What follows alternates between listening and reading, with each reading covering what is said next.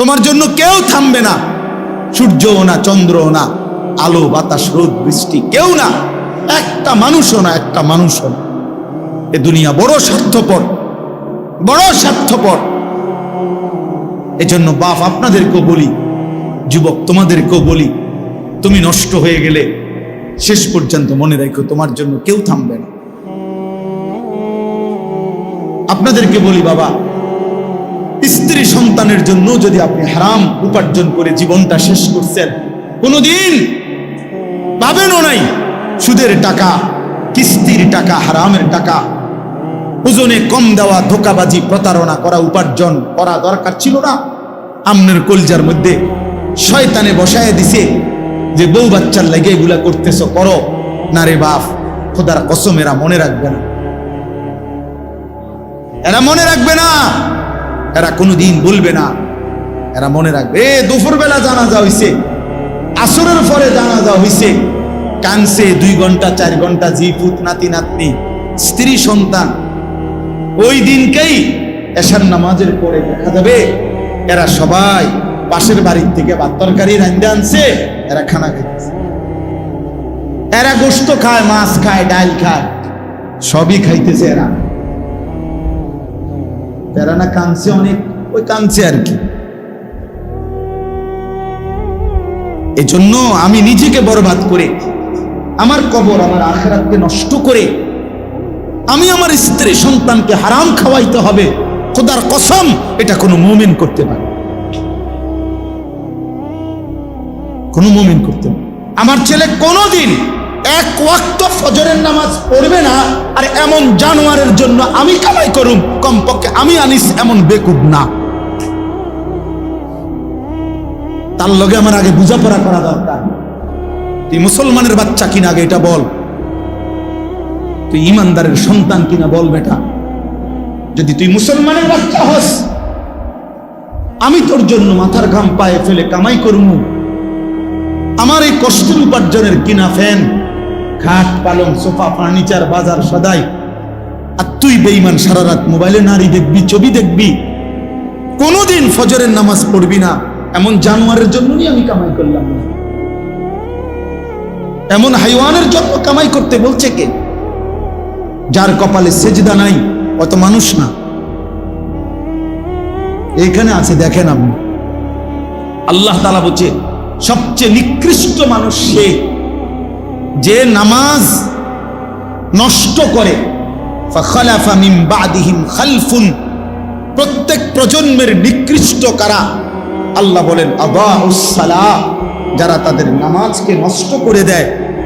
এখানে তাফসীরের মধ্যে লিখছে, অর্থ হইল যারা নামাজ ছেড়ে দেয় তারা না, বরং যারা নামাজ পড়ে কিন্তু নষ্ট করে। অর্থ হইল 3টা। 1, যে ব্যক্তি নামাজ পড়ে কিন্তু সবসময় বিলম্ব করে, যথাসময়ে নামাজ পড়ে না। 2, যে নামাজ পড়ে কিন্তু নামাজের ফরজ, ওয়াজিব, রুকু, সেজদা, তাসবিহ এগুলো ঠিক মতো আদায় করে না। 3, যে নামাজ পড়ে কিন্তু নিয়মিত জামাত ত্যাগ করে, মানে নামাজের জামাতে পড়ে না। এই ব্যক্তিকে বলা হয়েছে সে নামাজ নষ্ট করে, সে নিকৃষ্ট মানুষ। তাইলে যে নামাজই পড়ে না সে কি? সে কোনো আইটেমের মধ্যেই নেই। না, হে কোনো আইটেম নাই, হয় কোনো কি প্রকারের মধ্যেই নাই, ওর আলাদা কোনো প্রকারে নাই। বেনামাজির কোনো পরিচয়ই নাই, বেনামাজি কোনো মানুষের কাতারে না, বেনামাজি কোনো ইনসানে না। বেনামাজি কাল আনআম, চতুষ্প জন্তুর মতো, অথবা তার চাইতে নিকৃষ্ট। উপরে উঠার কোনো সুযোগ নেই। গরুর চাইতে উপরে যাইতে পারবে না সে, ছাগলের চাইতে উপরে কোনো মর্যাদা তার নাই, কুকুর বিড়ালের চাইতে বড় কোনো মর্যাদা তার নাই। আর যদি বেশি নামাইতে হয় তো এর চাইতে নামাইতে হবে, উপরের দিকে যাই। হ্যাঁ, আল্লাহ তাআলা বলছে মুমিন, আমি তোমাকে ঈমান দিলাম, নবী রাসূল দিলাম, আমার আসমানি কিতাব দিলাম, যুগে যুগে বুঝাইবার জন্য উলামা কেরাম দিলাম, তারপরও কথা রাইলা কেন? এই কয়জন ছেলে পেলে বাবা, তোমরাই বলো ভাই, কিসের অভাবে নামাজের গুরুত্ব বুঝলা না? কি আল্লাহ চেনো নাই, না রসুলের নাম শোনো নাই? নাকি কোনো আলেমের মুখে কোনোদিন শোনো নাই, না কোরআন শরীফ কোনোদিন দেখো নাই, নাকি কোনো মসজিদ দেখো নাই জীবনে কোনোদিন, নাকি কোনো আজান শোনো নাই কোনোদিন? কিসের অভাবে হারায় গেলা যারা নামাজ পড়ো না? বাপ, একটা যুক্তি তো থাকবে, হুজুর আমি এমন মরুভূমিতে ছিলাম যেখানে কোনো মানুষ ছিল না, যার কারণে আমি আল্লাহ চিনি নাই, আখেরাত চিনি নাই। আমি এমন পাহাড়ের গভীরে ছিলাম, আমি এমন সাগরের তলদেশে ছিলাম যেখানে কোনোদিন আজান শুনি নাই, যেখানে কোনোদিন কারো কাছ থেকে আল্লাহর পরিচয় শুনি নাই। চারিদিকে এত মসজিদ, এত মাদ্রাসা, এত ওলামা, এত টুপি, এত আজান, তারপরেও তোমরা যারা বাবা দিনের পর দিন নামাজ পড়ো না, কিসের অভাবে? কি যুক্তিতে? আল্লাহর সাথে বোঝাপড়াটা কি হবে? রাসূলুল্লাহ সাল্লাল্লাহু আলাইহি সাল্লামের সুপারিশ কেমনে হবে?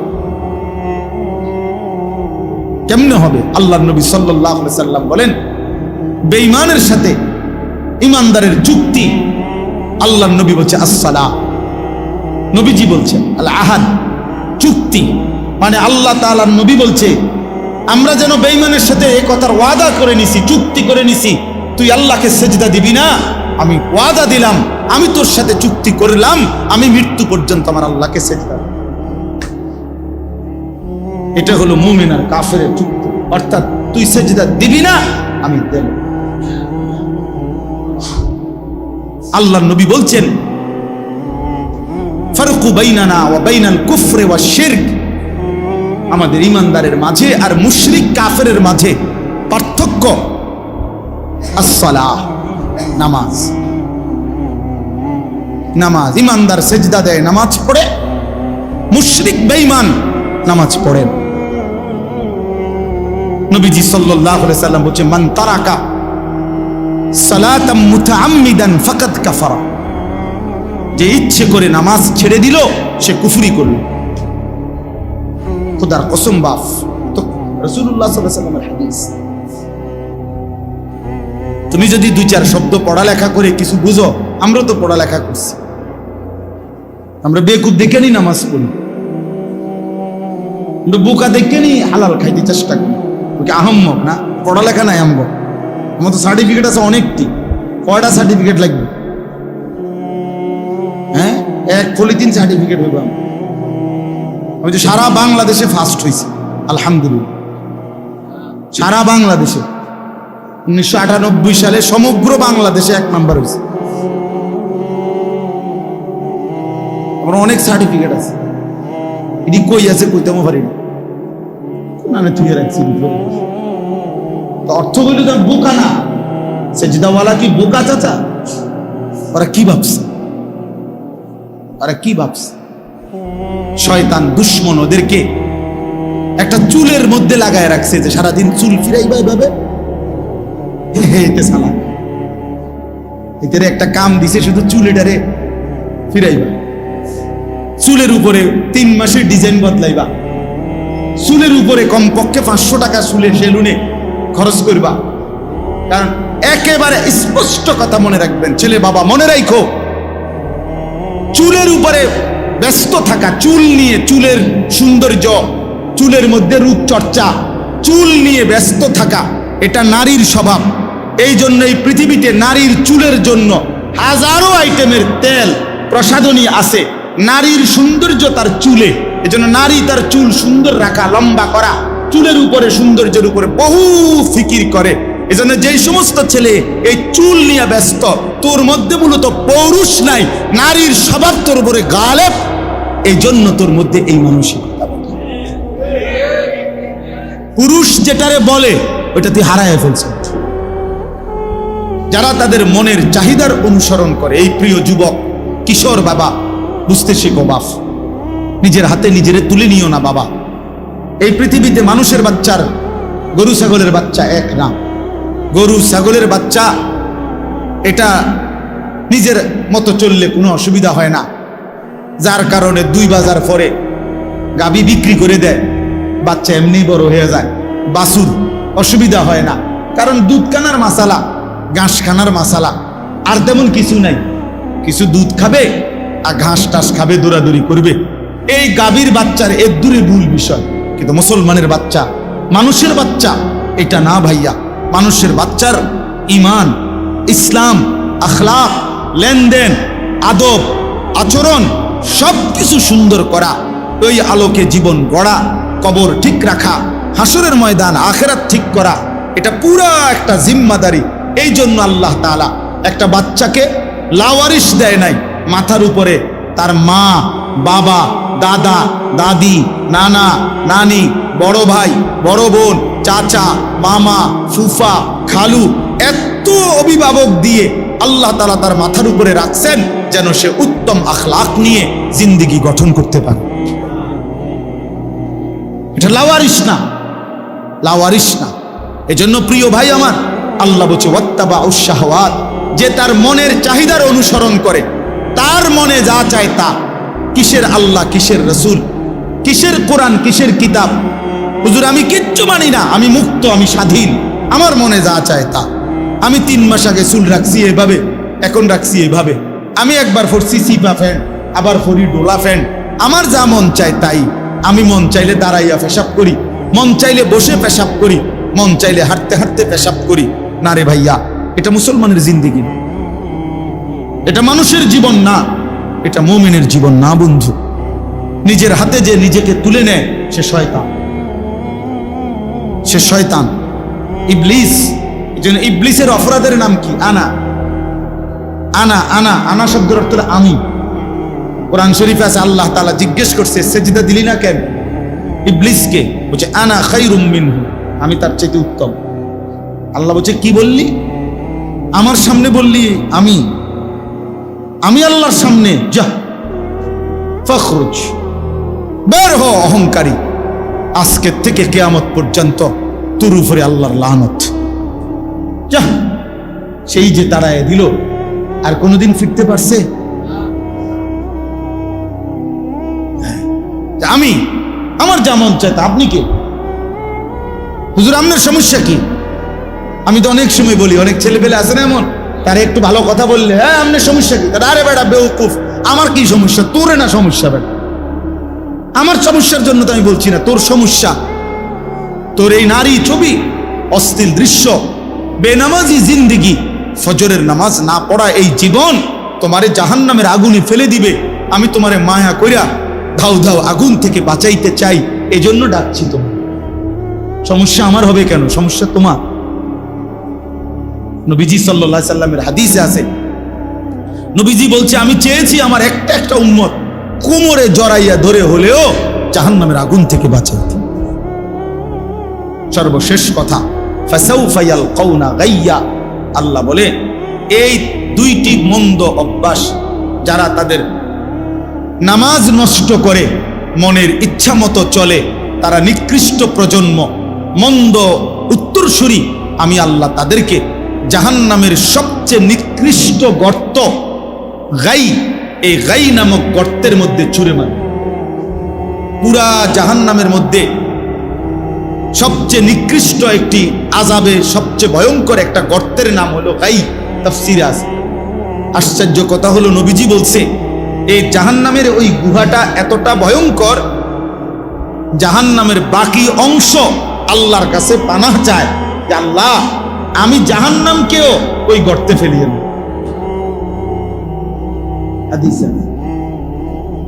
আমি জাহান্নামকেও কি করেন না, ওই গাতাত ফেলেন।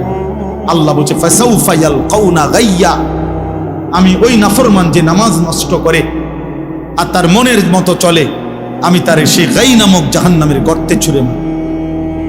আল্লাহ বলেন যে বান্দা তওবা করে গুনাহ ছেড়ে আমি আল্লাহর দিকে ফিরে আসে, ও আমানা, এবং আমি আল্লাহরে মেনে নেয়, ও আমিলা সালিহান, এবং নেক আমল করতে থাকে, ফাউলাইকা ইয়াদখুলুনাল জান্নাহ, আমি আল্লাহ ওয়াদা দিলাম এরা সকলেই জান্নাতেই প্রবেশ করবে।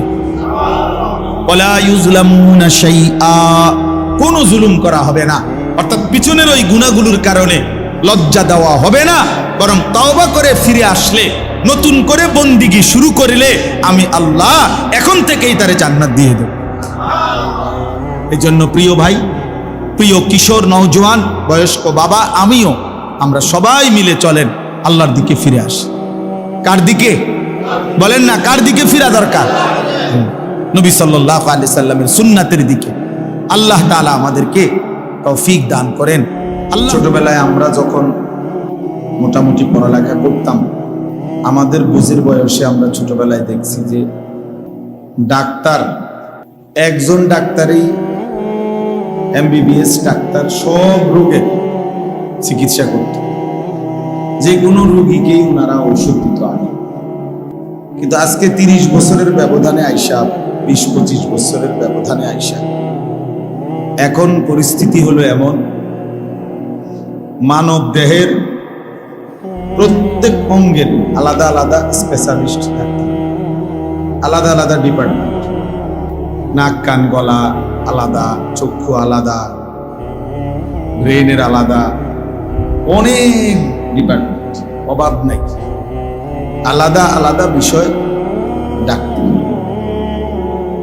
আগে এমন ছিল না, আগে একই ডাক্তার সব ওষুধ। কিন্তু পরিবেশ পরিস্থিতি প্রয়োজনীয়তার বিবেচনায় ভিন্ন ভিন্ন আলাদা আলাদা ডিপার্টমেন্ট করা হয়েছে। তাইলে একটা সময় আমরা মাদ্রাসায় পড়তাম, দেখা গেছে ছোটবেলাতেও দেখছি নুরানিতে পড়তাম, তো এক ওস্তাদ সকাল থেকে নিয়ে রাত 10টা পর্যন্ত এই 10 জন 20 জন 30 জন বাচ্চাকে সব বিষয় উনি একাই পড়াইতেন। সময়ের প্রয়োজনে এখন বিষয় ভিত্তিক আলাদা আলাদা শিক্ষক ভিন্ন ভিন্ন রাখা আছে। তাইলে পরিবেশ পরিস্থিতি প্রয়োজন বিবেচনায় একই বিষয়কে অনেক সময় ভাগ করা হয়, কাজটা যেন বেশি হয়, প্রয়োজন যেন বেশি পূরণ হয়। আমাদের দেশে আলহামদুলিল্লাহ একটা সময় এলাকা 10 গ্রাম 5 গ্রাম মিলে ওয়াজ মাহফিল একটা বা দুইটাই হইত। 10 গ্রামে দেখা গেছে 5 গ্রাম মিল্লা একটা মাহফিল। আমি এমন একটা মাহফিলেও গেছি একবার, 2-3 বারই গেছি ওইখানে, কিশোরগঞ্জের দিকে। ওনারা বলছে যে হুজুর আমরা আশেপাশের মোট 10 উপজেলা মিলে এই একটা মাহফিলের আয়োজন, 10 গ্রাম না, 10টা উপজেলার লোক একসাথে হইয়া বিশাল মাহফিল। তাহলে এক সময় এমনটা ছিল। সময়ের প্রয়োজনে এখন এলাকা ভিত্তিক, মহল্লা ভিত্তিক বিভিন্ন প্রয়োজনে আলহামদুলিল্লাহ এখন অনেক মাহফিল আগের চাইতে 10 গুণ বেড়ে গেছে। প্রতিটা মসজিদওয়ালা মনে করে ওনাদের মসজিদের জন্য একটা বাৎসরিক মাহফিল করা দরকার, মাদ্রাসাওয়ালা মনে করে মাদ্রাসার জন্য একটা বাৎসরিক মাহফিল দরকার, কবরস্থানওয়ালারা মনে করে কবরবাসীদের রুহের মাগফিরাতের জন্য একটা মাহফিল করা দরকার। এরকম অনেকভাবে প্রবাসীরা মনে করে যে আমরা প্রবাসীদের উদ্যোগে একটা মাহফিল হওয়া দরকার। এরকম বিভিন্ন ভাবে আলহামদুলিল্লাহ অনেক মাহফিল এখন বেড়ে গেছে। এই মাহফিলগুলোর পরেও আবার উলামায়ে কেরাম প্রত্যেক শুক্রবার দিন জুমার নামাজে বয়ান করতেছে। বছরে 52 সপ্তাহ, এক বছরে 4-12-48, প্রতি মাসে 4 সপ্তাহ 4টা জুমা। আর 4 মাস আছে এমন যেখানে জুমা হয় 5টা। যেমন এই যে আগস্ট মাস আসতেছে, আগস্ট মাসে 5টা জুমা। তো 52টা জুমায় মনে করেন একই মহল্লার মসজিদে একই মানুষগুলোর সামনে এক বছরে 52 বার খতিব সাহেব বয়ান করেন। এরপরেও আল্লাহর কথা শোনাবার, বলবার যে পরিমাণ প্রয়োজন তা আসলেই পূরণ হয় নাই।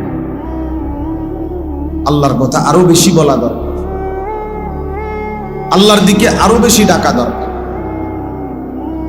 আপনারা বুঝবেন, একটি মহল্লার মধ্যে, একটি দেশের মধ্যে, আমাদের শুধু বাংলাদেশেই মনে করেন টেলিভিশন চ্যানেল অনেক অনেক শতের উপরে,